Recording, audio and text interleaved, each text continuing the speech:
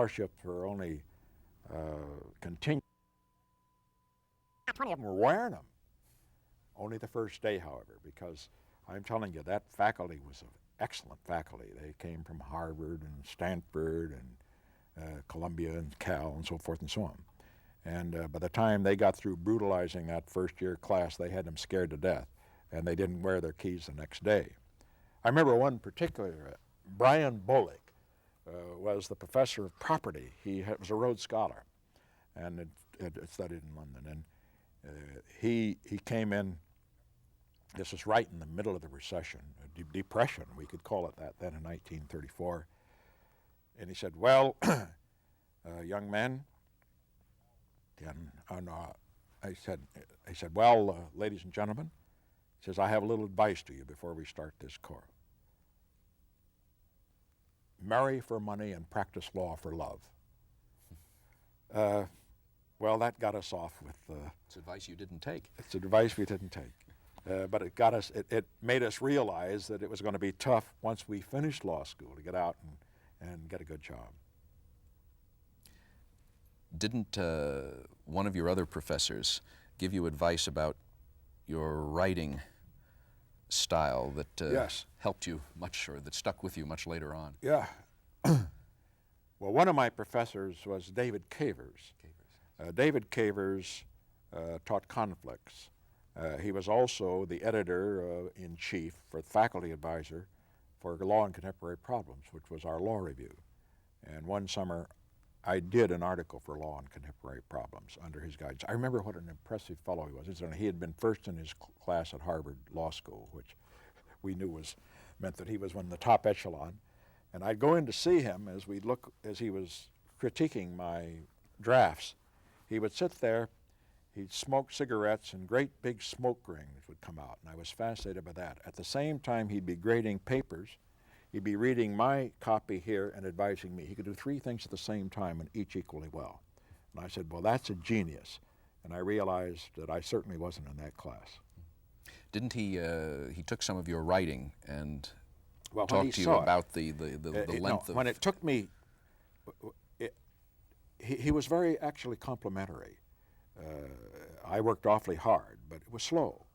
And he said, it should flow more freely. And he said, you've got constipation in writing, and you've got to let it flow out more easily. But writing has always been difficult for me. I never have been able just to let it rip out, as some people seem to be able to do it. Cavers did something else that was very nice that I remembered. In our first year, I recall that I couldn't go home to Christmas, of course. And he and his wife invited two of us for Christmas dinner at their house. And I remember it was so nice. They had chestnut dressing and another dish that they had that I'd never had before and never had it as good since. She took these little tiny onions and served it in a cream sauce. And for them to take two law school students far away from home and do that, I thought was beyond the call of duty. Didn't one of the upperclassmen give you some advice about your? Well, I was scared that first year because, as I said, they pulled no punches, and the faculty was very tough on us, and they deliberately wanted to scare us. They thought by scaring us we'd work harder, and they were right. You either worked harder or you quit. But one evening, late in the libraries, one evening, I guess it was around 11:30, I was working in the library studying. And Bill Adelson, a big hulking fellow, a lawyer, who later became a lawyer in Maryland, came by and he says, Nixon, he said, what's the matter? You look a little worried. I said, gee, Bill, I'm scared. I said, all these guys, and this course is so hard and so forth and so on. I don't know whether I'm ever going to keep this scholarship. This is just before mid-year exams. He looked at me with his cynical look. He says, don't worry, Nixon. You're going to do all right. You know what it takes to learn the law? I said, no. An iron butt. And you got one. Can you describe what life was like in Whippoorwill Manor?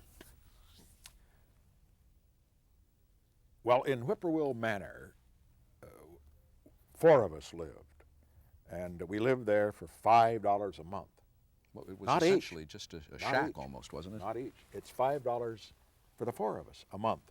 What it was a house. A lady lived there with her daughter, and we lived in one room.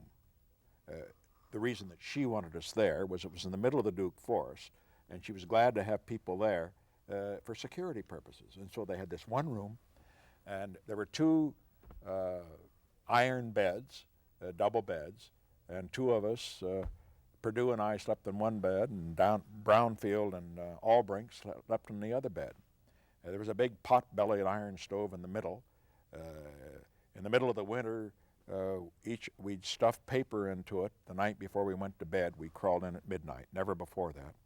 And then the first one up in the morning would light the fire so that it heated up the room, took the chill off. Then we would get into our clothes and walk the 1.5 miles that it took get back to the campus. We shaved over at in the men's room at the campus and took our showers later in the day when we went out to play a little handball or something like that. But it was worth it to do it for $5 a month.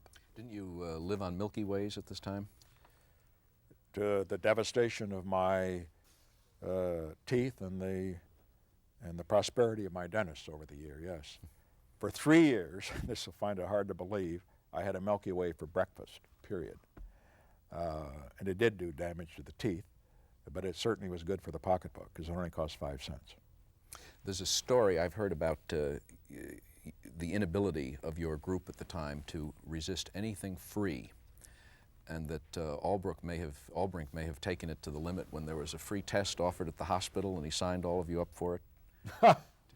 I had forgotten about that, but you hear about how the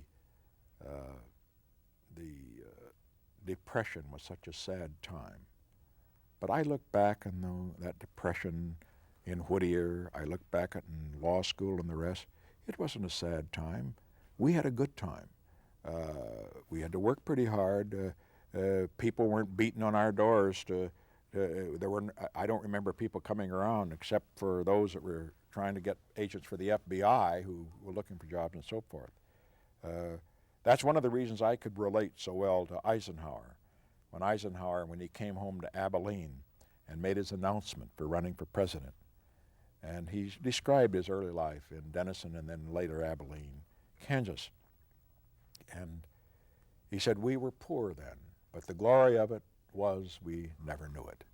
And I would say that in our case, we never felt put upon because we didn't have that much, that we had to work, that we had to live on Milky Ways or 25-cent lunches and that sort of thing, or live at Whippoorwill Manor without inside plumbing. It's just a different attitude. I'm not sure that ethic is, however, not gone. What were your options as you finished law school? What did you want to be when you grew up? Well, I think then I had the idea that I wanted to be a lawyer, but also probably to go into politics, because I discussed it with Dean Horak, who was my faculty advisor. You see, I worked in the library there. I did research work for Dean Horak. One summer I mimeographed a whole case book by hand for Douglas Maggs on constitutional law. And during the course of that, I got to know these professors pretty well, and I'd ask them for their advice. And Dean Horak said, don't go to New York. If you're interested in politics at all, go home. Practice law at home. You may not get as much money, but that's the only way if you want to do anything in the political area. So I eventually went home. But we went before that. I made a try at some other things, went up to New York, and I was interviewed up there along with the others at various firms. The only one that showed any interest in me was a very good one, Donovan, Leisure, Newton, and Lombard. I met all the senior partners there, including Wild Bill Donovan, whom I later met when he was ambassador to Thailand after I was vice president in 1953, and then again before he died when I saw him at Walter Reed in 1958. But they wrote me about a month after I was there asking if I was still interested, and I replied at that point that I'd made a decision in another direction. Another one was the FBI. They were recruiting, and I met with the recruiter, as did several of us, and didn't hear anything from them. Years later, I was talking to Edgar Hoover at a dinner at Alice Longworth's house, and I sort of gigged him a little. I said, you know, I applied for the FBI and couldn't get in. Well, Hoover, of course, is very political, and but I think this is not apocryphal. I think this is actually what happened. He called me a couple of days later. By that time, I was vice president, and he said, you know, I've checked the records. And he said, I found that in the year 1936, as a matter of fact, you were approved for special agent, but we were unable to offer you a position because the Congress had not increased our appropriation, which is probably the only time the Congress didn't approve one of his increases of appropriation. So I ended up going back home. And you joined a law firm. First you had to pass the California bar, which... A tough challenge. Because the California bar, I had not studied California law at Duke. I didn't know anything about the California Code, evidence, corporations, things like that. I took a cram course, which was a four-month cram course, and I only had 6 weeks to do it. So I went up to my grandmother's house, and I locked myself in there with no interruptions. I studied hard and took the bar. You said at one point that you went there because she made, it was quiet, you could sit in the upstairs room and she would bring you creamed chipped beef. She was a fine cook, as were all of my aunts and my mother as well. But she made chipped beef in a different way. I've never had it since. You know, these days you get chipped beef at a restaurant. They just take big slices of beef and chipped beef and then cream it off, and it's a pretty gooey stuff. But she would do it so meticulously. She'd chop it up very, very fine. And then she'd stir the flour in, and then the cream and so forth, and you'd serve it on toast. And it was a real delicacy. You've told the story about getting word about the results of the exam, the size of the envelope indicating whether you'd passed or failed. Well, once you took the bar exam, it's pretty scary taking it, and it's even scarier waiting to see whether you passed. See, the bar exam was 3 days of written examination, 7 hours a day. And everything that you have learned in 3 years of law school, it's all on the line with those 3 days. And so I thought back, my God, I wonder if they can read my writing. I've never been a very legible writer, and I wonder if I knew enough, and so forth and so on. And so I waited and waited and waited. And I had been told that when you received notice of the bar, that it would be received by mail, and if it were a large envelope, give up, because a large envelope would simply have application blanks for you to apply to take it again. If you had passed, it would be a small envelope. Well, we watched and watched and watched for it, and my mother went to the mailbox. It was Rural Route 1, Box 75A on Leffingwell Road. And she came in and the tears were coming down her cheek because I had told her about the large and small envelope. And she handed me a brown manila envelope. It wasn't very big, but it wasn't small. So I took it and I went into the bathroom to open it. I opened it up and I'd passed. And I came out and everybody cheered and so forth. And if we'd been a drinking family, we'd have had a drink. But as it was, we celebrated in milk. When after you were back in Whittier that you became involved in amateur dramatics and had the lead in, what was it, the night of January 16th? The night of January 16th and Dark Tower. And it was at the rehearsal for Dark Tower that an important event occurred. Yes, that was the occasion when I first met Pat. And she was a beautiful girl, and striking and vibrant, and there was no question about her being the dominant force as far as that play was concerned and as far as my life was concerned. So I asked her for a date after I had taken her home from the rehearsal, and she said, well, I'm very busy. And then I said to her, well, I think you should go, I think we should go out because, you know, I'm going to marry you someday. Well, it was very uncharacteristic for me to say something so impulsive because I usually put things down on a yellow pad, pros and cons and so forth and so on. Here's the biggest decision of my life, certainly up to that time. But also, like most successful politicians, I have intuition. And when you have intuition, you just do it. I always believe in making the big play. And so I made the big play, and this time it worked. Was it love at first sight then? For me, yes. For her, I think it took a little more time. You courted through oh, yes. For several months. Yes. We like the same things. We like the beach. We like the mountains. We like good movies. We like good music. We went to Hollywood Bowl on every occasion we possibly could. You've said something I can sympathize with, that when you would go to the beach, which you both liked, you had to sit covered up because you would burn badly. I burned very badly. And as a matter of fact, she used to laugh a bit. We always took an umbrella with us, and we'd take the umbrella out. And even with the umbrella, I would have to keep on a T-shirt. I could not leave my back exposed, or I'd have the most terrible sunburn. And so, and she didn't have that problem at all. How did you propose? Well, I was proposing from the moment I met her. That wasn't necessary. It was just a question of when she would accept. And it finally happened out, I think, at Dana Point, as a matter of fact, looking out over the Pacific. That story is true then, that in the That's gazebo right. At Dana Point? At Dana Point, as a matter of fact, she finally said yes, and that was it. What do you think made her say yes at that point? I wouldn't try to judge.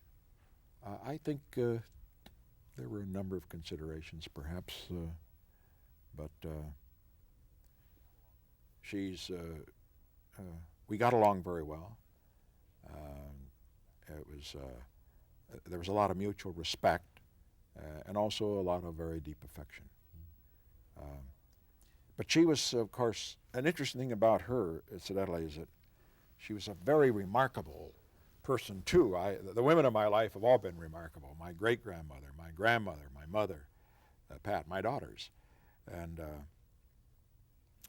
in her case, she never told me. We never talked about what we had done, where we had been, what we had been through. It was always about the future, never about the past. I didn't know till years later, for example, that she had worked as a movie extra in Hollywood. And I didn't know, for example, until shortly after we were married, that she'd spent a couple of years in New York working as an X-ray technician in order to work her way through school. I didn't know that she'd been a teller in a bank. She never had told me about some of her family problems, the tragedy of her mother who died of cancer when she was about 9 years of age, her father who died when she was 16. She never told me, for example, that she worked at Bullock's Wilshire as a sales girl, and that she could have done all this and still graduated from USC with honors. And incidentally, she also worked there for Dr. Watt, a professor in sociology, as a research assistant. To do all that, to take care of her brothers as she cooked for them and so forth after her father died and nursed him when he was sick, and then to come out as she did, this is quite a story in itself. What did you talk about? Well, I think we talked more about the future. We talked about places we wanted to go. She wanted to travel. I wanted to travel. She had an adventurous spirit. I did too. We talked about we of course were both very fond of movies. This is before the days of television and so forth. And there were very good movies to see and good ones to talk about. We did not talk politics, not at that stage. Isn't it true that until you went to get the wedding license, the marriage license, that you didn't know what her real name was? Oh, that's true. Her name actually was Thelma Ryan. She didn't like that name, and so she took the name very early on of Pat Ryan because that's what her father called her. Her father was Irish. Her mother was born in Germany. I remember when I saw Adenauer, he was very impressed by Pat. And he said to me, "Tell me her background." And I said, well, she's half Irish and half German. He snapped his finger and he says, that's the best combination of all, German strength and Irish beauty. And she's got both. And her mother, let's see, where were we there? We were talking about her name. Yeah. Well, her father then, she was born on the 16th, but very late at night. And her father, when she was born, said, she'll be St. Patrick's babe in the morning. And so from then on, he called her Pat. And so she took the name Pat. And as a result, she has, when our daughters were born, she said, we're not, and both Tricia and Julie, don't give them a second name. They may not like the names we give them, let them have their choice. This is your wedding picture, taken at the Riverside Inn. Yes. A double-breasted suit. You remember the day? Yes, and I remember the trip we went to Mexico. We took that whole honeymoon trip. We spent 2 weeks in Mexico. We had a great time. We did it on $150, portal to portal. Hadn't your friends prepared a special surprise for you? Yes. As a matter of fact, they gave us a lot of canned goods to take along because they knew we were going to stay on auto carts and have to take. And the difficulty was that they took all the wrappers off the cans. So when we got down and we'd open the cans, we didn't know whether we were going to have peas, beans, Spam, sausage, what have you. But that made a lot of fun too. After a while, as being a lawyer in Whittier, you got through an old law school professor, through Cavers, you got an offer to go to Washington as essentially as a bureaucrat in the. Excuse me, Frank. Yep. Tape's up. We just hit the end of the second reel. Maybe we should wrap here and pick up in the morning. What do you think? You want to put up another reel? Well, what do you think? I think we could do a little bit more. Maybe not a whole reel, but Let's do a half a reel about, because how much, let's get through. get through 46. Get through 46. Yeah. Let me. I mean, through the election. Yeah. I think we should. We're rolling on Yes. that, and then we can get to the other, and then you'll be on schedule. Yeah. Good. It's coming along fine. Take us 2 minutes.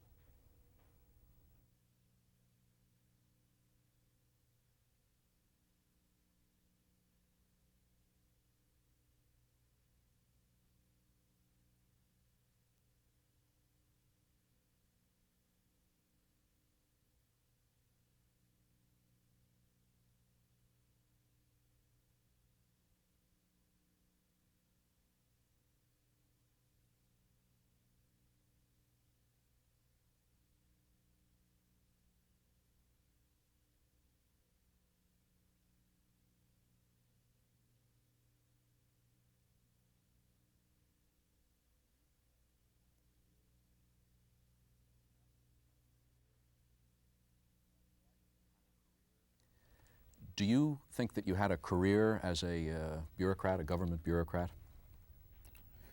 No, I could never have stayed in government. Not that I didn't learn something at OPA, but it seemed to me that as I was in government and saw what they did, that it was very important not to have government run things. I don't mean that there weren't so many dedicated people there, and particularly during the wartime period. But on the other hand, it was very discouraging to me when my superior, David Lloyd, told me on one occasion that I could get a promotion from a P3, which got $3,200 a year, to a P4, where you'd make $3,800 a year if I'd build a little staff. Well, I told him I didn't need a little staff. I could do what I was doing without it. This was learning to write letters about tire rationing and that sort of thing. That turned me off. But also another thing that turned me off was what I considered to be unnecessarily arrogance, frankly, of little people in big jobs. I mean, the way they seemed to really delight in turning down some poor guy at a service station and so forth when he'd write in about his tires that he needed for his rations and so forth and so on. I could see then, and incidentally, it's something that happens through government today too, that you put little people in big jobs and they want to push other people around. No, I thought LPA was necessary. However, it gave me a very good feeling about why government should be limited to what is necessary and what it really can do and not be expanded. How did your family feel when you decided to enlist in the service in the Navy? 1 second, Frank, sorry. Keep the tapes rolling. Ray's got to come in for 1 second.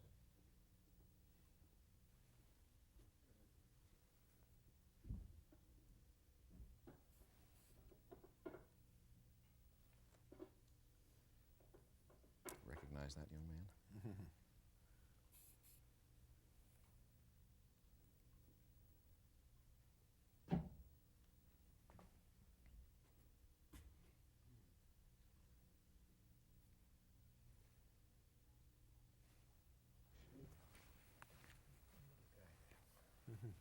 It's better hair out of place. Okay.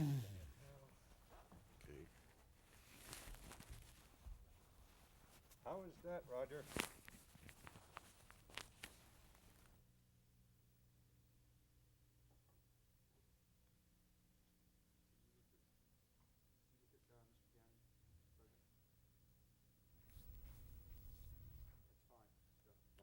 All right.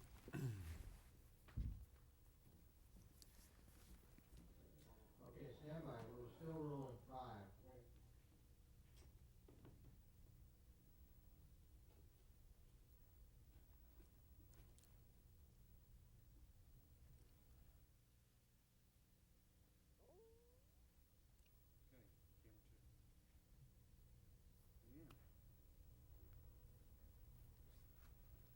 How did your family feel when you decided to enlist in the Navy for the Second World War?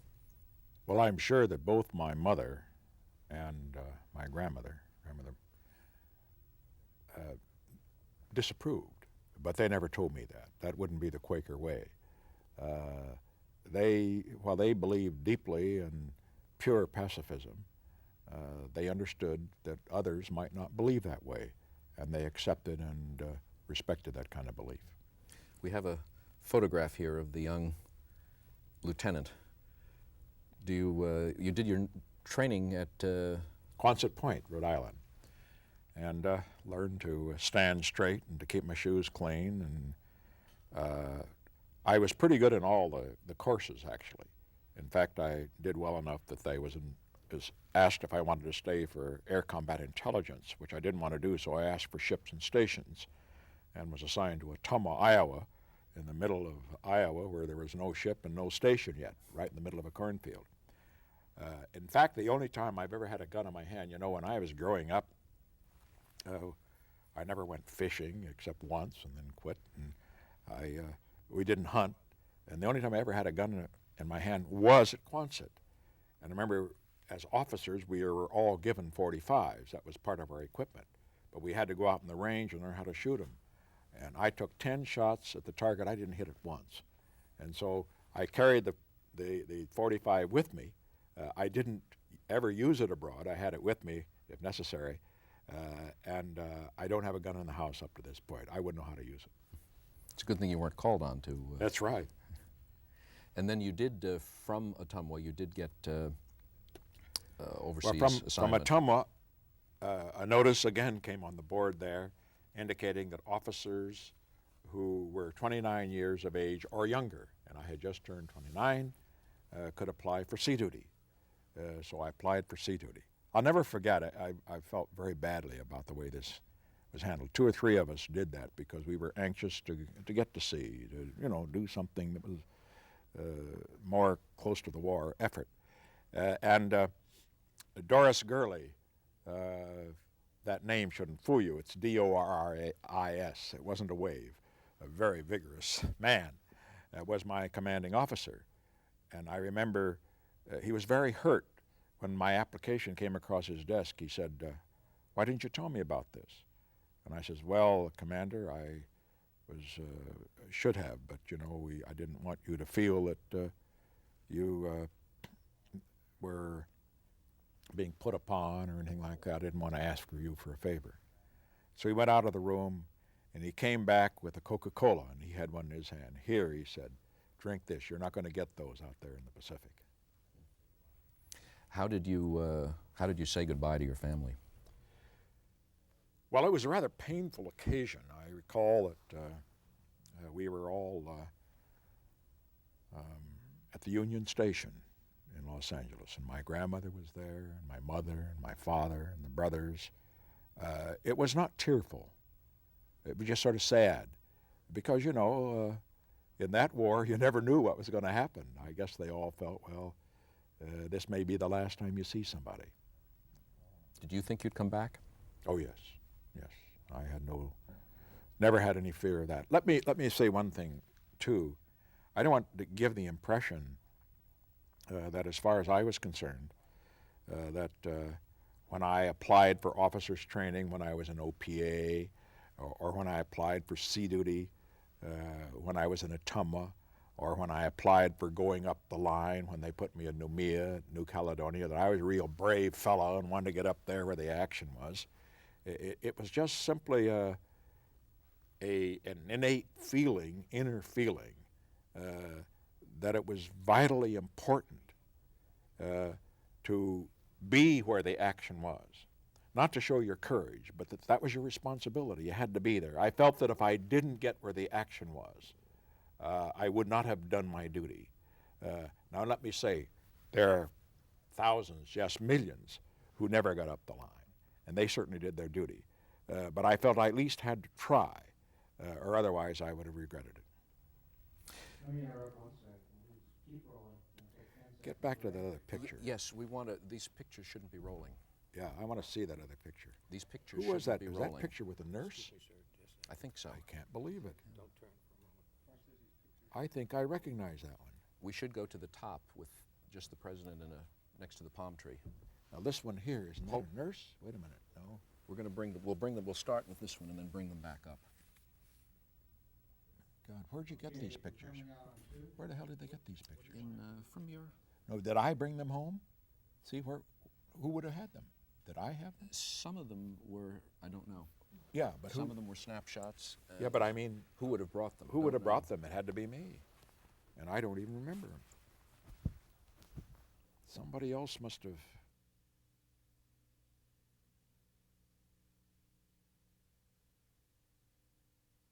I remember her. I got something with her and Lindbergh. See if Lindbergh isn't in that next picture. That's what I was going to say. Oh, okay. You shipped out on the SS Monroe to... Yes. Where did it go to? It was one of the President liners. It was a luxury liner fitted out for 250 luxury passengers, and we had 3,000 on it. We lived, the officers were in bunks, 3 high on the walls and so forth and so on. It took 17 days to get to Noumea, New Caledonia. And I remember the most unpleasant experience on that was not the fact that we had to wear life belts at times and so forth and so on, but was the fact that that I was, of course, allergic to seasickness. And they used to bet. We only had 2 meals a day. And my friends who were sitting at our table used to take bets among each other as to how long I'd stay at the table. I seldom got through a full meal, but I didn't lose much weight on the way. We have some pictures here from, I guess they're from different points of your time in the Pacific. Do you recollect any of the places or people? That could be Guadalcanal, I think. I think I'm standing alone there, and that's the way we did. Of course, it was in the tropics, and you didn't wear a coat. I remember that, I think. The next picture, I think, is Green Island.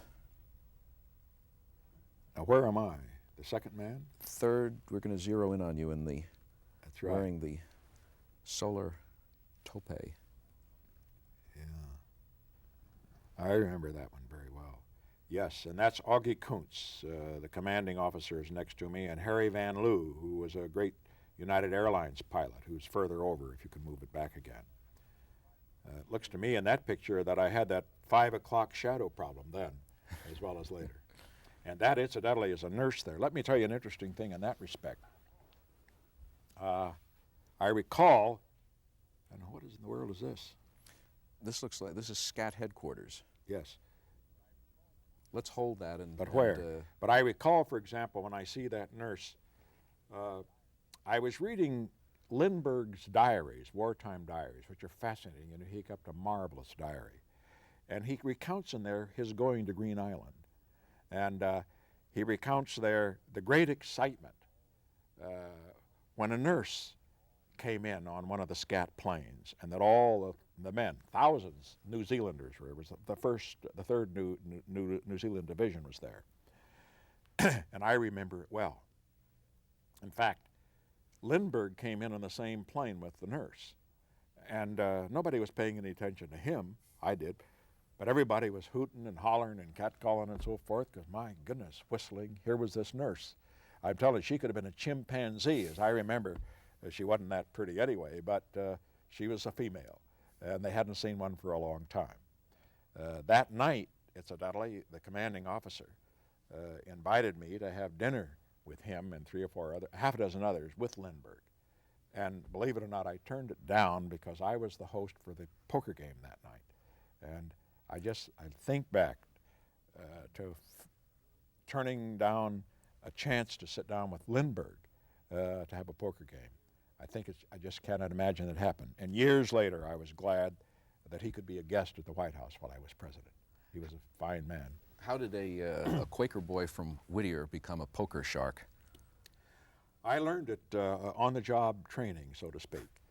And that's usually very expensive, but I seem to have a pretty good sense for poker, and I had pretty good instruction from my roommate, Jimmy Stewart, who was from New York and very suave and sophisticated, knew Sherman Billingsley and all of the beautiful people and all that sort of thing. And so I learned pretty well. What was your technique? Well, the technique was, in my case, was to play it very close to the vest. I knew when to get out of a pot. I didn't stick around when I didn't have the cards. I didn't bluff very often. I just bluffed enough so that when I really had the cards, people stayed in. Whenever I bluffed, in other words, I let it be known that I'd bluffed and lost so that I could stay in. And of course, my most vivid experience, and this is something that I imagine very few people, certainly any of our listeners, have probably never had this experience. I never forget in a stud poker game one night. I drew a hand. I understand it would be at the odds of 650,000 to 1 that this could happen. I drew the ace of diamonds down, and then in order, exact order, came the king of diamonds, the queen of diamonds, the jack of diamonds, the 10 of diamonds, a royal flush, 4 of them showing. Well, I played it pretty well. There were pairs, a couple of the other fellows had pairs, and instead of raising, I just sort of checked, or stayed in or called and so forth and so on, till finally there was a pretty fair pot. But at the end, this is one of those times, you know, when at the end, I, of course, placed a big bet, and most everybody checked out. They thought maybe I had it. But this is one of the times you don't have to show it when you're not called. But I had to show it. I turned over the ace, and everybody just, nobody had ever seen it before, and they'll never see it again. In your memoirs, you wrote, you quoted Gladstone, I think, saying that a great prime minister must be a great butcher. Do you subscribe to the theory that a great president must be a great poker player? It helps. The Russians, of course, are chess players. I never understood chess. It's much more complicated, much more complex. But many of the things you do in poker are very useful in politics and very useful in foreign affairs. One of the problems you see in foreign affairs, particularly in dealing with great leaders abroad, particularly those that are adversaries, is the almost insatiable tendency of American politicians to want to put everything out on the table. Their inability to know when to bluff, when to call, and above everything else, how to be unpredictable. Unpredictability is the greatest asset or weapon that a leader can have of a major country. And unless he is unpredictable, he's going to find that he loses a great deal of his power. Do you recognize this young man? I don't remember that picture, but I'm going to see these later. You're going to get another look at him. I know who it is. Yeah. I can't remember where that was. I don't know who would have taken the pictures. What was, there's another. Oh, there's our group. That's the Green Island group. Oh, I see on the left there, Hollis Dole. You see on my right, Hollis Dole. Mm-hmm. Hollis Dole was an officer. I was the commanding officer of I would say, the officer in charge of that detachment. And it was a wonderful group, let me say. Here's Red Hussey down there, and Massingale, who was a bartender from Texas, etc. And there's the doc back there. The doctor was with us. He was always used to say at the end of a day, well, another day and another $14. That's what doctors with flight pay got in those days. But let's come back here to this situation with regard to Hollis Dole. Hollis Dole was my roommate at Bella La Vella. And Bella La Vella, incidentally, was a PT boat harbor as well as being a scat base. Did you ever meet John Kennedy? And in that place, in Bella La Vella, years later, when I met when John Kennedy and I had debated for the first time at McKeesport, Pennsylvania, about the Taft-Hartley bill, we rode back on the train together and talked all night. And we talked about what we had done in the Pacific or where we had been. I asked him if he'd ever been in Bella La Vella. He said absolutely he'd been in there many times. And I said, it's very possible we met there because I went aboard a PT boat and met all the officers, but they were just lieutenants and I was just a lieutenant. They didn't remember me and I didn't remember them, but we laughed about the fact that we might have met. But in any event, at Bella La Vella, we had some problems, particularly insofar as some insects, I guess you wouldn't call them that. Centipedes are concerned. There were centipedes there. They were also all over the islands, but particularly in Bella La Vella, I remember this particular thing. Hollis Dole was my roommate.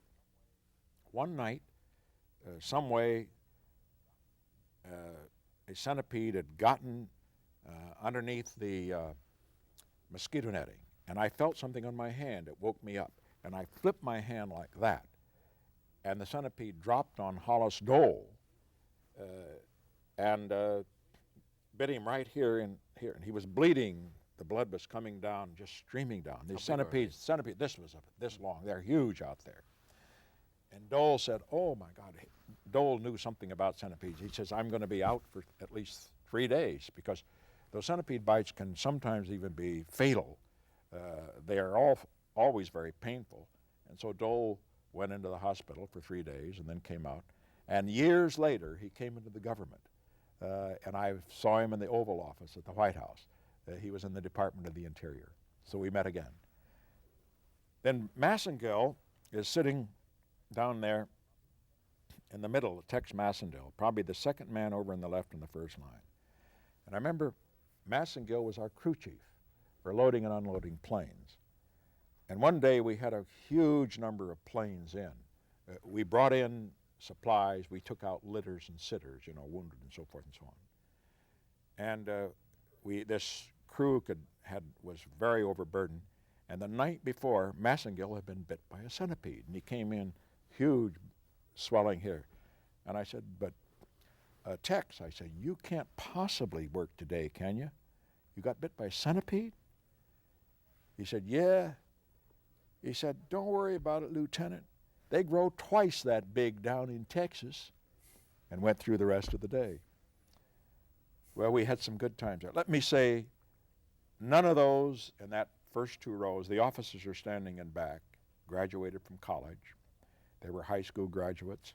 Because I had to censor their mail, I knew about that they all had girlfriends or mothers or something like that, although I was very careful not to try to censor it too carefully.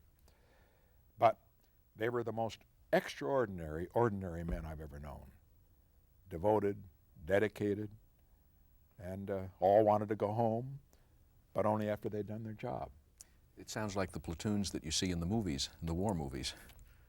Well, it was a war movie. What was Nixon's hamburger stand? Well, I think that's been exaggerated a bit. And what happened was that I found that you could get some hamburger meat on occasion for flight crews. And also I found that you could liberate some from time to time. The Seabees sometimes did that, and I ate in their mess. And so I knew how to make hamburger from my old days, and the flight crews would come in.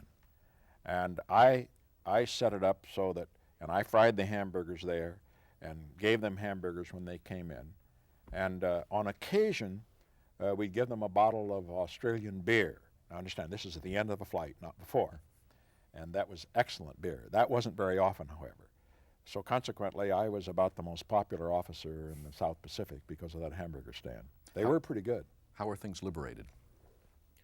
Well, the Seabees, people wonder why I was so much for the hard hats. I talk about remarkable men, and they were remarkable. I remember one time on Green Island, they were making an airstrip there, and there was an air raid signals, but some of them were false. And these big CB guys, they'd be in those big bulldozers, they'd ignore the signals, and they'd keep working there, even in the middle of the night with their lights on, in order to get the airstrip finished. Boy, they were something else. Most of them were from the East. This was the 22nd CB Battalion, and I got to know them very well, and I ate with them because I was the head of a small detachment. Army, Navy, Air Force were all members of it. I, being a naval officer, was the officer in charge, being a lieutenant and the ranking officer. And so I was able to select which mess we would use. Well, I turned on the Marine mess because the Marines could fight, but they couldn't cook. They were terrible cooks. I turned on the Army mess because they were almost as bad cooks as the Marines. The only other mess there was a CB mess, and it was the best. It wasn't because their cook was so good, but the CBs, you know, they had access to a lot of things. They could put in some flooring in your tent. They could make various utensils and so forth. And so they would trade for meat and other victuals for their mess. And what they didn't trade, they stole. And they were very good. Did you, They liberated, I mean. Right. You did finally get up the line and see some action. Well, these were really what you call action areas. But let's be quite candid about it. I think the most lively place I was in was Bougainville. There were about 13 or 14 days when we had air raids every night. One night it was pretty close. The Japanese plane used to come over. The way you could tell it was a Japanese plane is that the motors were not synchronized. And they go dee, dee, dee, dee. Even without the air raid, you knew it was a Japanese plane coming over. And they were really harassing us because our Air Force had knocked out most of their power. One night, was no air raid, and we heard this plane. It had come in very low, and we heard the bombs dropping as they came down the runway. They were dropping, and we dived out of our cabin into the foxhole. As soon as we got out, we saw that our whole tent had been sprayed with bullets. It was a close one. Why was SCAT called Murder Incorporated? Because we lost a lot of planes. Wasn't our fault, though. You see, we didn't have the navigation devices and all that sort of thing. These were DC-3s operating over enemy waters and enemy territories, but also operating against very, very tough weather conditions on occasion. And it wasn't that bad. I was never afraid to ride it. What did you do? I was what we call an operations officer. I determined how big the load should be, how many passengers we could take, made up the manifest, the flight times, checked the planes in and out, and that sort of thing. It's sort of routine. How did you keep in touch with home? Did you get letters or write letters back? Oh, yes, every day. I wrote letters every day of the 14 months I was there, numbered them all, and Pat wrote to me every day, numbered them all. I must say the most important thing of all was getting the mail. I remember, incidentally, that reminds me of the other person I saw two celebrities in the South Pacific. One day in Noumea, I was riding on a road from in Noumea up to a base further north, and sirens were heard, and we pulled off to the side. I was in a Jeep, and riding in a weapons carrier, sitting very straight, was Eleanor Roosevelt. And I thought that was really great. Here she was out here where the action was. And then up on Bougainville one day, Harold Stassen came through. And of course I was interested in him because although I was not in politics yet, I had interest in it. I knew that he'd been the youngest governor, the boy wonder in Minnesota. He was attached to Halsey's staff, and I remember meeting him. I shook his hand, and he said, "I'm just up here checking to see how the mail is. Is the mail coming in all right?" And I said, "Yes, sir, Governor, the mail's coming in fine." That was the first time I met him, and from that time on, I was a Stassen man until after 1948, when he didn't make the nomination for president. Didn't take much to convince you. Very little. Oh, contacts are very simple. As a matter of fact, you talk about Jerry Voorhees, as we will a little later. The first time I met Jerry Voorhees, he wouldn't remember, I'm sure, but I remembered it very well, was in 1935. Between my first and second years at Duke, I went home, and Jack Petit, who had won the Constitutional Oratorical Championship at Whittier High School 2 years before I had gone on to Pomona College, where he became national champion of the Constitutional Oratorical group. And Jack Petit invited me and about 12 or 15 other young people of voting age to his barn. Now, really, it was a barn converted into sort of a playroom. And sitting there in the middle was a young person who was running for Congress. He was smoking a pipe. He was a professor or a lecturer at Pomona College. It was Jerry Voorhees. I remember how impressed I was. He was highly idealistic. I don't remember what he talked about, but I can say this: he impressed me, he impressed everybody else there, and if I had voted in 1936, which I did not, I would have voted for him. Gentlemen, just to continue to look at each other and talk, I'm going to make a light change and pull out here. Well, we covered a fair amount. Still got some more. Today. I think we're getting more into the, we're out of or getting out of the flow of anecdotes and getting much more into specific From chunks. now? Yes. Oh, yes. Getting much more into specific Yeah. chunks of Which will go faster. history, yes. The anecdotes may prove to be the most interesting thing you got, though. Yeah. What do you think? And I think so, and we've got them. So that however it's edited, they're there. Now let's see, now we've got to get home.